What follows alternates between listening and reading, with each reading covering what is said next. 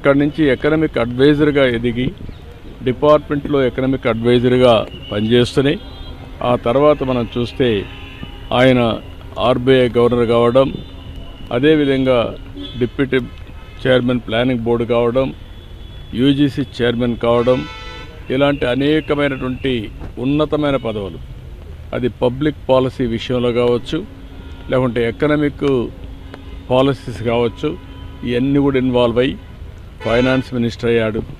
Finance minister అయినప్పుడు ఈ దేశంలో మన కొత్త ఆర్థిక పరిస్థితి అందరూ చూశారు.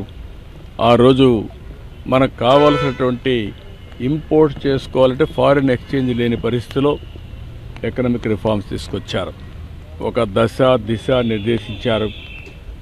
అదే కాకుండా దేశానికి దూరదృష్టితో ఎకనామిక్ రిఫార్మ్స్ తీసుకొచ్చి దానివల్ల ఈరోజు మనందరం మాట్లాడుకునే భారతదేశం గ్రేట్ నేషన్ అవుతుందంటే ఆ రోజు ఆయన తీసుకున్న రిఫార్మ్స్.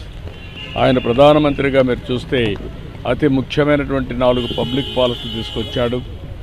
ఒకటి, ఆ రోజు ఆయన చేసింది ఎంప్లాయ్మెంట్ జనరేషన్ కోసం నరేగా తీసుకొచ్చారు.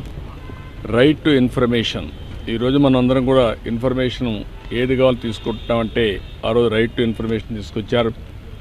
రైట్ టు ఎడ్యుకేషన్, కంపల్సరీగా చదువుకోవాలి, ఆ విధంగా రైట్ టు ఎడ్యుకేషన్ తీసుకొచ్చారు.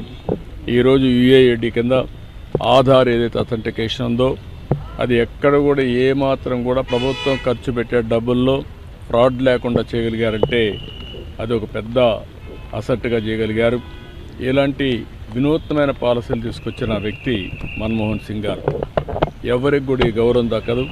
ఒక అకాడమిషియన్, ఒక పాలిటీషియన్, ఒక ఎకానమిస్ట్, ఒక బ్యూరోక్రాట్, ఈ 4 కూడా సమర్థవంతంగా పనిచేసిన వ్యక్తి, రాణించిన వ్యక్తి మన్మోహన్ సింగ్ గారు. అలాంటి వ్యక్తి ఈరోజు మన దగ్గర లేకపోవడం చాలా బాధ, దేశానికి తీవ్రమైన నష్టం. కానీ ఆయన ఐడియాలజీ శాశ్వతంగా ఉంటుంది. ఆయన ప్రారంభించిన రిఫార్మ్స్ శాశ్వతంగా ఉంటాయి. ఈ రిఫార్మ్స్ని ముందుకు తీసుకుపోవాల్సిన బాధ్యత ఈ దేశ ప్రజలందరిపైన ఉంటుంది.